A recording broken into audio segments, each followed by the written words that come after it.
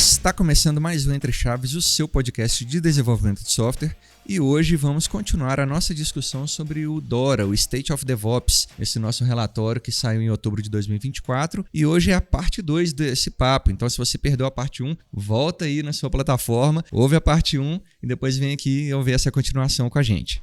A gente estava citando aqui as plataformas de engenharia, né? Frameworks arquiteturais, acho que se encaixa aí também. Posso até dar exemplo, tenho trabalhado num cliente que tem um framework arquitetural ali que a gente está trabalhando, que é sensacional. A gente não precisa se preocupar em implementar do zero um pipeline, uma autenticação, várias funções que já estão prontas dentro do framework, sabe? De monitoramento, enfim. Ajuda muito na experiência do desenvolvedor. Pegando também um pouco do que o Hammer começou a falar, puxando a fala da Fernandinha, assim, de como adotar a IA e como avaliar esse impacto, né? O próprio DORA traz um pouco disso também, algumas dicas de medir o impacto da IA e não só o uso da IA, tipo, quantos desenvolvedores estão usando. Não é só essa métrica que é importante, é medir o impacto mesmo, como a gente estava falando, né? Em algum momento ele pode ser negativo. Pode acontecer de prejudicar a performance, alguma coisa desse tipo, né? E, por fim, eu queria comentar também, que veio da fala do Hammer também, das lideranças, né? A importância de ter lideranças que comprem a ideia. Não precisa ser uma coisa top-down, até porque hoje todo mundo está envolvido com IA. O próprio Dora fala disso também, que trabalhar com IA torna as empresas mais atrativas para os desenvolvedores. Todo mundo quer experimentar alguma coisa nova, quer brincar ali também, né? De usar o ChatGPT, o Copilot, alguma ferramenta de IA generativa para gerar código. Pode completar, Hammer. Não, eu acho interessante que esse papel da liderança, DevOps, né? Quando o pessoal trouxe o assunto DevOps, que falou de cultura DevOps, que DevOps não é uma ferramenta que você chega e pluga os CI/CD, pronto, temos DevOps hoje. Sempre esteve ligado à cultura, né? DevOps sempre esteve ligado à cultura, e cultura ela depende de pessoas, de transformação, que as lideranças podem auxiliar também nessa adaptação da cultura. E IA hoje, isso foi citado no relatório, mas eu acho que eu estou fazendo associações com outras coisas que eu tenho lido recentemente, que a jornada de transformação de inteligência artificial, ela não é uma ferramenta que você vai plugar e ela funciona, vai trazer benefício direto. Ela é uma jornada de transformação cultural. A forma com que você vai experimentar, as ferramentas que você vai utilizar do benefício de ter uma IA para gerar benefício direto para a organização. Então, é uma jornada que, quando a gente fala de cultura, a gente fala de mudança de mindset, mental mesmo. A gente fala de uma mudança de utilizar isso como algo poderoso que pode transformar o dia a dia. Então, essa parte de transformação da inteligência artificial, isso já tem sido bem pautado como uma quarta onda de transformação mundial das revoluções, né? Desde a revolução agrícola, revolução industrial, a IA é uma nova revolução que tá acontecendo. Então, essa revolução não é simplesmente adoção de ferramentas ou criação de novas ferramentas, uma adaptação cultural. Antigamente, ninguém olhava para um smartphone, para um telefone e pensava, vou resolver aqui problema bancário, todos os meus problemas do dia a dia, eu acho que eu nem consigo viver mais sem isso. Eu acho que vem uma nova fase. Como que a gente encara a inteligência artificial para essa nova fase do mundo mesmo? Achei bem legal isso tudo que vocês trouxeram, porque de fato, se a gente olhar os key findings, né, do Dora, todos eles a gente pode criar um fio realmente de cultural, né? A adoção da IA realmente também é um negócio, como vocês falaram, né, que depende muito da cultura da organização, da parte de experimentação, a parte de lideranças que o Dora traz também, a importância de lideranças transformacionais, né, que é o que eles chamam lá. Também, né, tanto que é importante de existirem lideranças inspiradoras que dão propósito para o time, que tiram barreiras, né, que, enfim, que dão condições para aquele time ser mais performático. Isso também é questão de cultura. Até o que eles trazem mesmo de engenharia de plataforma também tem a ver com cultura, porque a engenharia de plataforma, se você também centraliza muito uma coisa, talvez você vai sofrer com problemas, né, de performance também, se você centraliza muito, por exemplo, o desenvolvimento de um framework, igual você deu o exemplo, né? Se eu centralizo muito o desenvolvimento desse framework, eu tenho 500 equipes que dependem desse framework, pode ser que eu comece a gargalar as coisas. Isso também tem a ver com cultura, né? Tem a ver com o tanto que eu quero na minha organização criar silos ou não criar silos. A parte de nuvem que eles falam também tem a ver com cultura, né? Que é a parte assim, quero migrar minha infraestrutura para a nuvem, mas se eu simplesmente pego o que eu tenho on-premise e jogo para a nuvem sem fazer nenhuma modificação no jeito que eu penso aquele software, talvez eu vou ter muito mais problema na nuvem, porque eu vou ter mais gasto, vou ter, né, enfim, vou ter outros problemas lá que também tem tudo a ver com cultura. Então o que eu quis trazer aqui é que pra mim fez todo sentido que faz a cultura no final das contas e a mudança organizacional de cultura, de mindset, né, parece que é o fio que une as coisas e tudo também tem a ver com burnout, enfim, olha que doideira. Mas no final das contas parece que é tudo muito, e é isso, como você falou, né, porque a gente também lida com pessoas, como é que você falou? Falou um jeito bonito aí que eu gostei, agora eu não consegui reproduzir. Mas empresas de pessoas, com pessoas, sei lá o que das pessoas. Eu até puxo muito esse fio, assim, teve um podcast, um episódio que a gente gravou nos Agilistas e também teve uma parte desse assunto que foi as plataformas. E essa parte de que eles definem bem, né? O quanto você abre da plataforma, o quanto você deixa mais fechado, mais centrado. E isso está ligado diretamente com a performance que você entrega.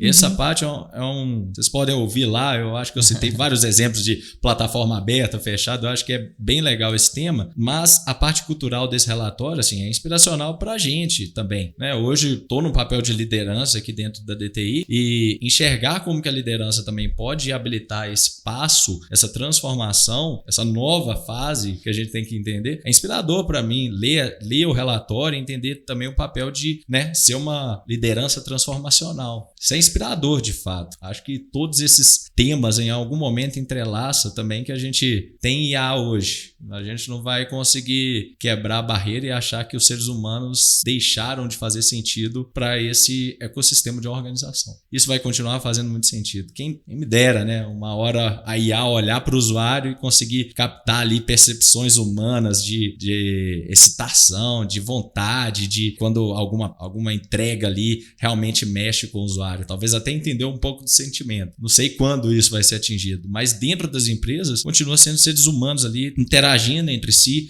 e sendo importantes para cada ponto, sabe? Vocês comentaram um pouco sobre engenharia de plataforma, né? E acho que um dos objetivos da engenharia de plataforma mesmo é reduzir essas barreiras operacionais e técnicas da gente como desenvolvedor, né? Porque engenharia de plataforma são algumas ferramentas, algumas coisas internas. Você deu um exemplo de um framework, né? De um framework arquitetural, né? Então, o objetivo mesmo ali é usar essas plataformas para melhorar a produtividade e eficiência dos times, né? Então, os benefícios citados é aumento de produtividade, padronização, facilitação de colaboração e redução de custo a longo prazo, porque se você padroniza alguma coisa, aquilo ali a gente consegue de certa forma distribuir nos times, né, de desenvolvimento, com o tempo a gente tem menos esforço para executar tarefas que são iguais, então a gente gera menos esforço repetitivo mesmo, né? Essa questão de aumento de produtividade com essas ferramentas de engenharia de plataforma, o Dora até cita, né, que tem um aumento de 8% de produtividade individual e 10% na performance geral do time, né? Então essa automação desses processos repetitivos libera os desenvolvedores para se concentrarem em tarefas mais estratégicas mesmo. E eu acho que isso também ajuda um pouquinho naquela questão de que, assim, como eu vou estar focado em questão estratégica, entregar valor, eu fico um pouco mais aliviado e isso, assim, reduz até estresse mesmo, né?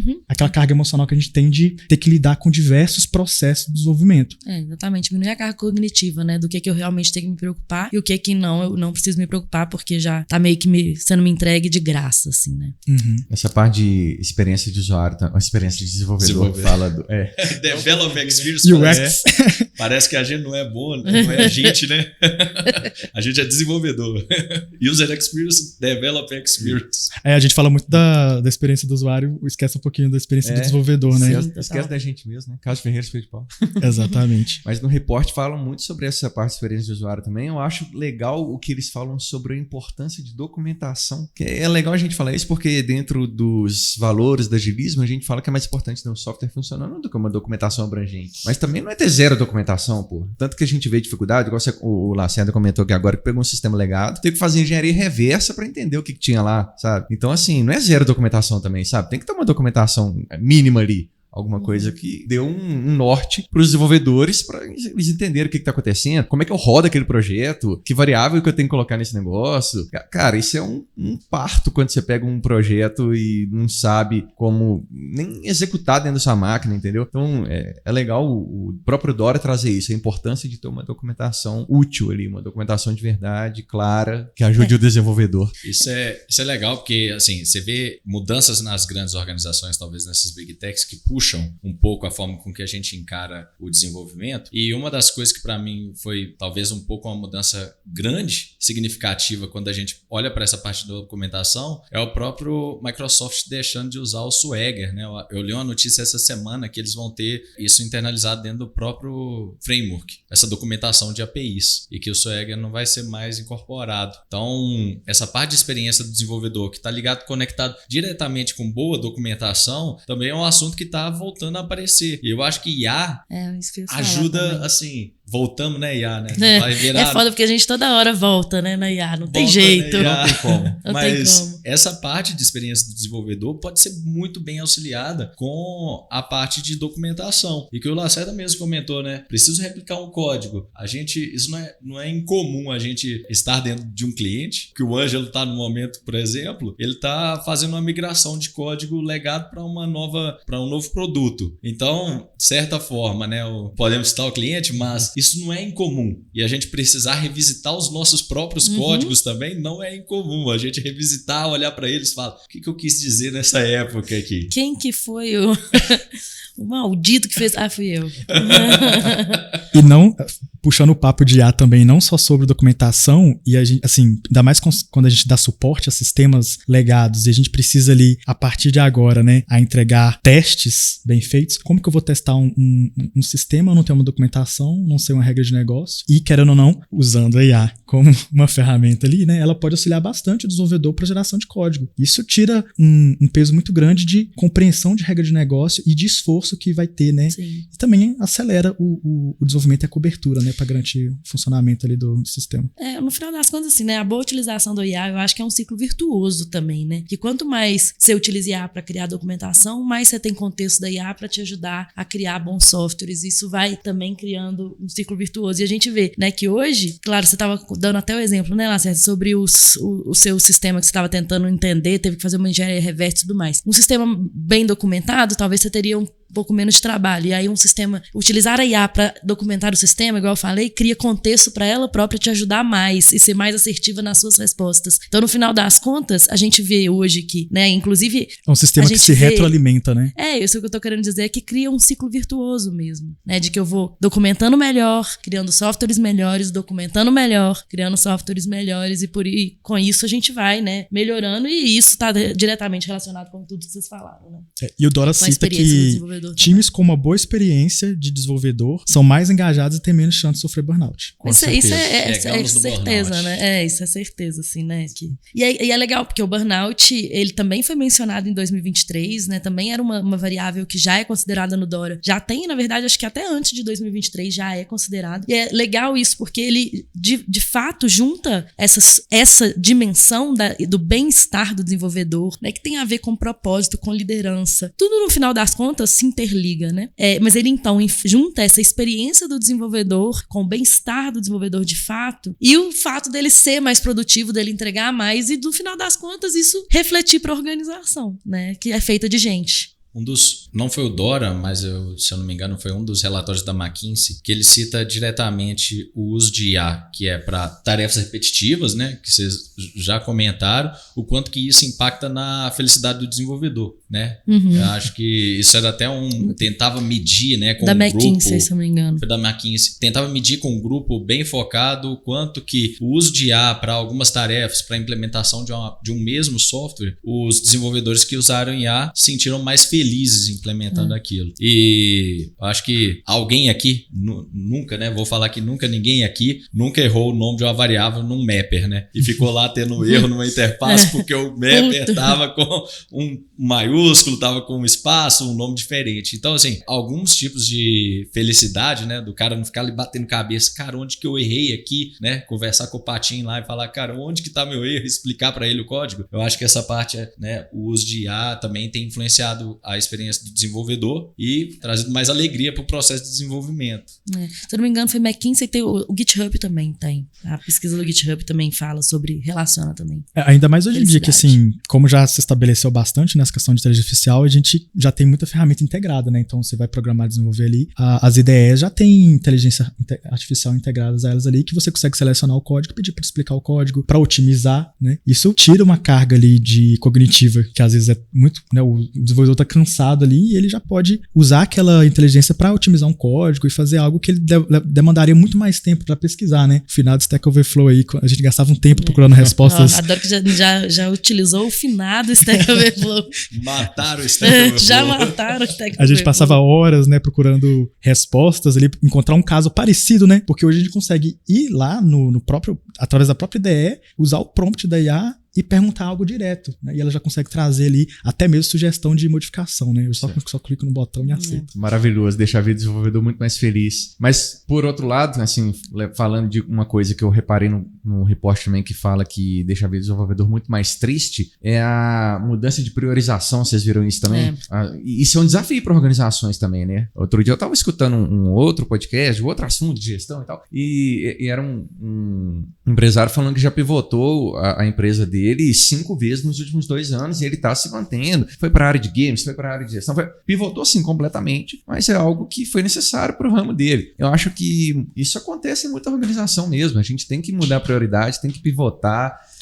Mas isso traz um impacto negativo, né, na vida dos desenvolvedores, né? E eu fiquei pensando quando eu li esse tópico, porque eu acho que tem 2 grandes coisas aí, né? Uma coisa é no micro cenário, como se fosse assim, que eu tô numa sprint e aí eu tenho uma grande mudança de priorização ali, ou às vezes das minhas tarefas, das features que são entregues, e isso realmente causa um estresse gigantesco no time, né? Aí eu comecei a desenvolver um negócio, tem que parar porque alguém resolveu que isso aqui era menos prioritário que outra coisa que eu devo começar agora. Isso causa um estresse gigante e aí leva para todos esses cenários aí do bem-estar do desenvolvedor, né, do burnout e tudo mais, que afetam, né, o bem-estar do desenvolvedor. Então eu acho que tem esse microcenário da alteração da priorização, que realmente é uma coisa que a gente deveria evitar no mundo, principalmente no mundo ágil, né, que a gente tá, enfim, acredito que é um negócio que a gente deveria evitar. E aí tem a priorização organizacional, que aí eu fiquei também um pouco justamente pensando nisso. Poxa, mas as organizações, elas também têm que saber sentir e responder muito rapidamente, elas têm que ser dinâmicas. Como não mudar priorizações de forma organizacional? E às vezes, na minha percepção, as organizações, elas vão mudar mesmo. Igual chegou a pandemia em 2020, as organizações tiveram que mudar o jeito de trabalhar, mudar a mentalidade. Elas foram forçadas a isso, que senão se elas não fizessem, elas iam, né, morrer lá, enfim, ia ser ruim caso, demais. Não dá pra ser nem 8 nem 80, né? E agora com... Não mudar, mas também mudar todo dia, é um negócio complicado. Então, mas é difícil mesmo, mas tô falando que o sentir e responder também é muito importante. E veio o IA agora com muita força, em 2023, principalmente, né, e agora em 2024, as organizações, elas têm que conseguir sentir e responder para isso. Então, é difícil mesmo, porque, igual eu falei, o microcenário, para mim, faz muito sentido, né? Não deveríamos ter que ficar mudando prioridade numa sprint. Uma semana, 15 mas dias, agora, exatamente. Mas agora, uma organização, às vezes, é desafiador mesmo. O próprio, eles comentam sobre o flow, né? O flow do desenvolvedor. E diversas vezes ali a gente, às vezes, tem que mudar a prioridade, porque a organização muda a prioridade, o cliente muda a prioridade, surge problemas de produção, que quebra o estado de flow do desenvolvedor. E o quanto isso também pode impactar direto na felicidade dele, pode trazer burnouts, outros, né, problemas ali para a vida do desenvolvedor no dia a dia. Então, eu acho que o papel da liderança também para saber medir o quanto fazer os trade-offs, o depende de novo, fazer o trade-off entre interrupção do estado de flow, mudança, pivotar ali um produto, pivotar ali uma prioridade, mudar ali. A gente sabe que isso acontece no dia a dia, mas a forma com que a gente pode facilitar, né, esse processo de adaptação das empresas, dos produtos, das prioridades do cliente em determinado janela de tempo, né, seja no sprint ou às vezes num ciclo ali, né, de prioridades, o quanto que esse flow também vai ser impactado. E colocar o desenvolvedor ali no centro da estratégia não é só uma questão de eficiência, né? Você vai ter pessoas mais felizes que vão ser mais criativas, mais performáticas e vai ser muito melhor. Focar em trabalho valioso, né? Trabalho valioso, exatamente. O Dora, assim, né, assim, pra finalizar, eu acho que o Dora sempre fala de como melhorar as coisas, né? E no final das contas ele fala muito de um framework muito simples, né, de melhoria contínua, basicamente assim, né, de forma bem simplista. Entender seu foco, elencar hipóteses para melhorar aquilo ali, fazer ações, planejar ações, executar ações, medir muito, né, tanto antes quanto depois e fazer isso aí de forma cíclica, né? E esse framework de melhoria contínua, o Dora fala sobre ele, já tem algumas edições, que é no final das contas é assim, beleza, entendi onde que eu deveria melhorar na minha organização, é nesse ponto. E não adianta a gente querer melhorar em tudo ao mesmo tempo, que isso não é possível, né? Mas ele fala então, né, de vamos elencar esses pontos e ir melhorando continuamente. Uma outra coisa bem legal também sobre melhoria contínua, que eu acho que foi interessante nesse Dora, nessa versão que em 2023 eles abordaram de forma diferente, foi também dos times de elite e de como chegar, né, a times de elite. Basicamente, em 2023, eles falam muito sobre os times almejarem ser elite. E nesse, eles falam sobre melhorias que são melhorias de elite, né? Como se fosse assim, eu preciso fazer... Não que o meu time, às vezes, ele não vou conseguir, por mil desafios, por contexto, talvez eu não vou conseguir atingir minha performance organizacional de um time de elite. Mas eu vou fazer ações que são perseguindo, né, ações de elite, como se fosse assim. Então, no final das contas, eu acho que o Dora, por todos os relatórios, inclusive esse, ele faz, né, todas essas relações de várias variáveis que impactam em performance organizacional, fala, né, sobre como melhorar, mas no final das contas é isso, é uma melhoria contínua que os times eles deveriam, né, ficar, como eu falei, elencando, como qualquer coisa, né, como qualquer framework ágil que a gente faz de melhoria contínua. O Dora até cita que as melhores equipes são aquelas que alcançam uma melhoria de elite e exatamente. Não necessariamente um desempenho de elite. Exatamente. Acho que o ponto principal é a melhoria, né, buscar essa melhoria ali.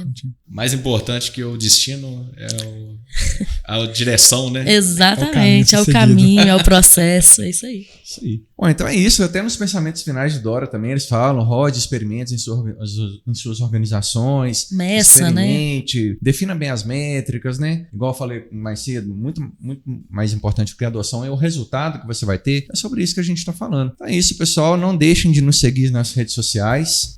Obrigado, Lacerda. Obrigado, Hammer. Obrigado, Fernandinha. E obrigado aos nossos ouvintes. É isso aí, galera. Até a próxima. Tchau, tchau. Tchau, tchau. Valeu, pessoal. Obrigado.